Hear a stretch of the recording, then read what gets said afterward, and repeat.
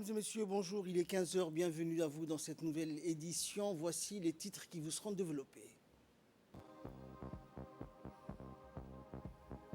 Le Premier ministre reçoit la visite de courtoisie du nouvel ambassadeur de la République populaire de Chine.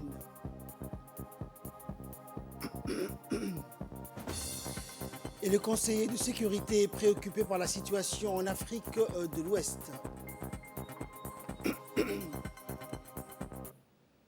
Bonjour à tous.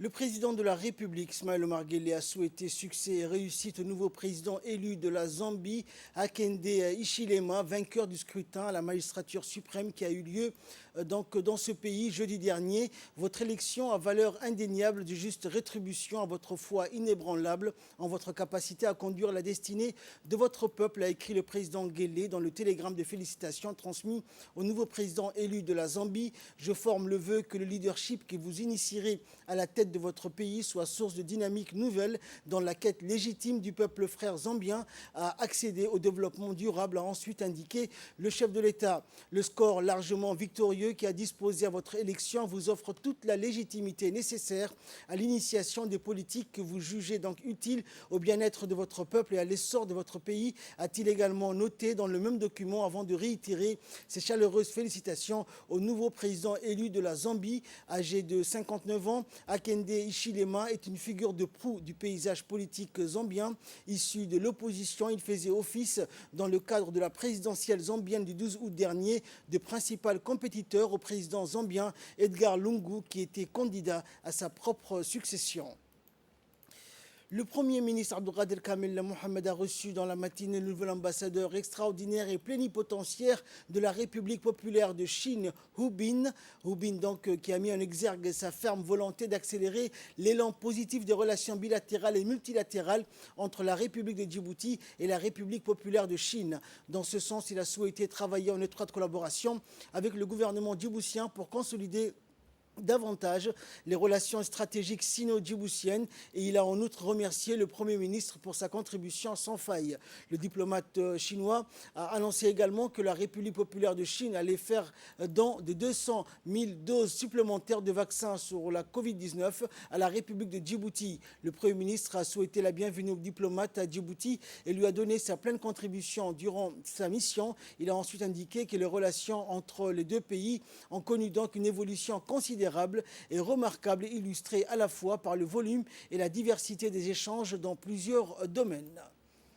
Dans l'actualité également, dans le cadre des réformes engagées par le gouvernement djiboutien dans le domaine de la normalisation, le ministre du Commerce et du Tourisme, Mohamed Ouarsama Diriye, a signé avec le vice-ministre turc de l'Industrie et des Technologies un important protocole d'accord de coopération sur la normalisation. Cet accord qui a été signé le 16 août dernier à Ankara en Turquie ouvre la voie à un partenariat stratégique entre l'Agence djiboutienne des normes de la qualité et l'Institut turc de la normalisation. Dans une brève intervention, le ministre du Commerce a mis l'accent sur l'importance de cet accord de coopération qui vient à point nommé puisqu'il coïncide en ce moment même avec l'opérationnalisation de l'Agence djiboutienne des normes et donc servira de plateforme pour les échanges d'expériences et d'expertise.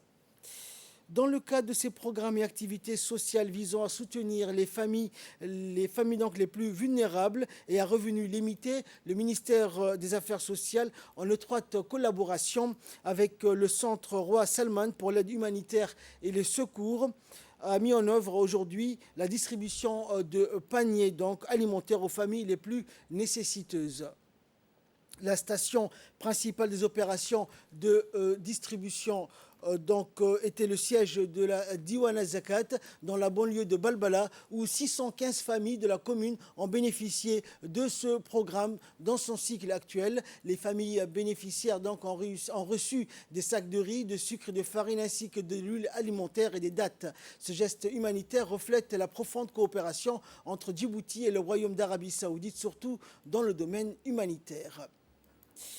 Également dans l'actualité, l'équipe nationale senior de tennis de table de Djibouti qui a décroché la médaille de bronze au championnat arabe de tennis de table a regagné aujourd'hui la capitale djiboutienne. Conduite donc par l'entraîneur Youssouf Ali, les 3 pongistes ont été accueillis avec tous les honneurs à l'aéroport par les responsables du secrétariat d'État au sport, en l'occurrence la conseillère d'État Dera Ali, le directeur des sports Abshir et les membres de la fédération de tennis de table ainsi que leurs familles et parents. Le secrétaire d'État chargé au sport, Hassan Mohamed Kamil, renouvelle une fois encore ses vives félicitations à l'endroit de ces jeunes étoiles tout en les encourageant à persévérer sur cette voie. Préparer de façon sérieuse et rigoureuse pour que nos filles puissent être sur le podium.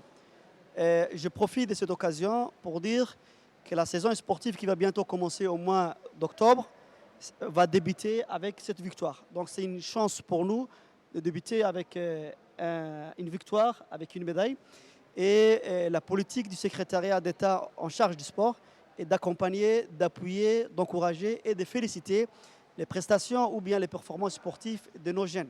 Donc toute la République de Djibouti a commencé par le président suivi du ministre et de la présidente du comité national olympique ainsi que du département de sport vous félicite et ils sont très contents de cette performance sportive et sachez que vous serez reçus et honorés dignement. Dans le cadre de la lutte contre le trafic et le commerce illicite des marchandises de contrebande de tout genre, la douane djiboutienne et la police nationale ont procédé donc ce matin à la destruction dans la matinée de lots importants de khat en provenance de l'Éthiopie à travers le secteur de PK12 intercepté récemment par le commissariat de Balbala et les agents de la douane. La marchandise saisie et détruite était composée de plusieurs colis de khat. La police nationale et la douane poursuivent sans relâche ces efforts visant à mettre un terme aux activités de ces contrebandiers qui visent donc à atteindre l'économie du pays. Et il est en outre la responsabilité de chaque citoyen de lutter sans relâche pour mettre un terme à ce commerce illicite.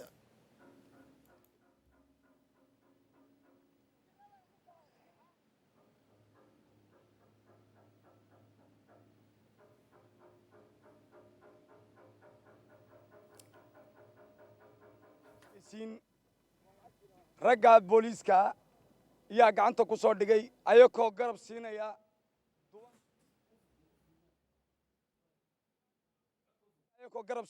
ayakuna ay yihiin koomiinkii belbela koronel saciid cabsiye ciidankiisii ah gacan nagu siinaya hawl kasta oo xuduudda ay ka soo galayaan kontraband ka soo galayaan duwaan iyo booliis iyo military.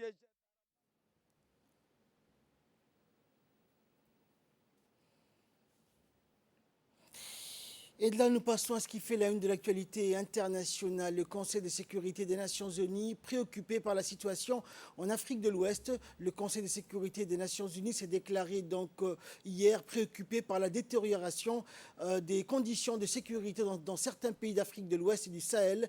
Dans une déclaration publiée par sa présidence, le Conseil de sécurité se dit également inquiet de la montée du terrorisme au Sahel et de le bassin du lac Tchad, ainsi que dans l'ensemble de la région de l'Afrique de l'Ouest et de celle de la piraterie dans le golfe de Guinée. Il encourage la poursuite des efforts menés au niveau national et régional pour lutter contre ces menaces.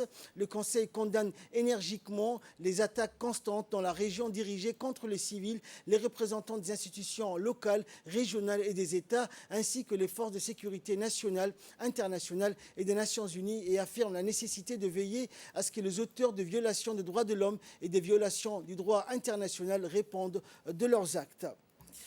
CAN 2021, Cameroun, Burkina Faso en ouverture et Algérie et Côte d'Ivoire dans le même pool. Le tirage au sort de la Coupe d'Afrique des Nations 2021 a eu lieu donc hier au Palais des Congrès de Yaoundé au Cameroun. Le pays hôte affrontera le Burkina Faso lors du match d'ouverture le 9 janvier.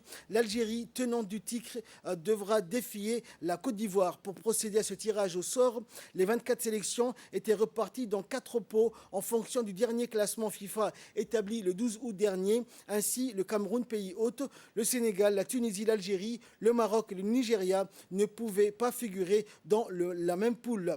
Ce sont les stars du football africain, les Camerounais donc de Samuel Eto'o et Gaël, l'Ivoirien Didier Drogba et l'Algérien Rabat Madjer et le Ghanéen Asamoah Gyan qui ont réalisé donc ce tirage au sort. C'est la fin de cette édition. Merci de l'avoir suivi. Restez avec nous. Le programme continue sur Télé Djibouti.